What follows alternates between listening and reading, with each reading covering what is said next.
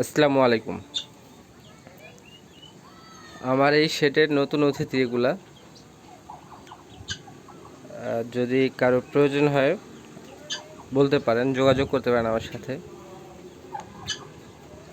এগুলা বিক্রিও হবে যদি কেউ খাওয়ার জন্য নিতে পারেন চাইলে, অথবা কেউ লালন পালন করার জন্য নিতে পারেন। তিতি আছে, টার্কি আছে, টার্কি বড় আছে রানিং, আর তিতিও রানিং আছে, বাচ্চা আছে তিতি টার্কি বাচ্চা আছে 1 মাস, 2.5 মাস, 2 মাস।